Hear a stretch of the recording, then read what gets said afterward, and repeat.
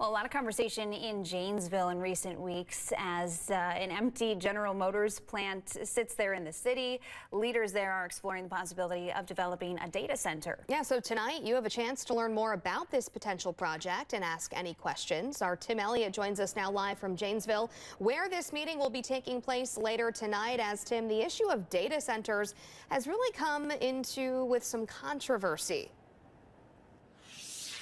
Hey, good morning, Gabriella and Phoebe. That's right. Yeah, that GM property you mentioned, it's been vacant for 15 plus years now. They've been trying to figure out what to do with it for a long time, and now this is a possibility, maybe building a data center there. So here tonight at the Woodman Sports and Convention Center in Janesville on Milton Avenue, you can come out here at 5:30 and get some information about what a data center is and what the plan is going forward. So the city of Janesville, in the very early stages of this right now, they are thinking about bringing a data center here to town. As you mentioned, though, with data centers comes controversy. There was a proposal in Caledonia in Racine County not long ago. Microsoft wanted to build a sprawling data center there, but those plans were scrapped after some public backlash. So we'll have to wait and see what happens here in Janesville. We know some people are not happy about the possibility of a new data center coming to Janesville. The concern is when it comes to the environment, the data center's impact on the environment, how much water a data center uses and how much power a data center uses as well. People are concerned that could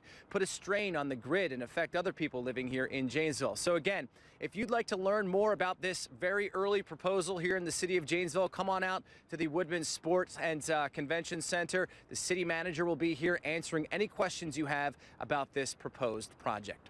Reporting live from Janesville, I'm Tim Elliott for 15 News. All right, Tim, thank you for that live report. We'll check in with you here again shortly.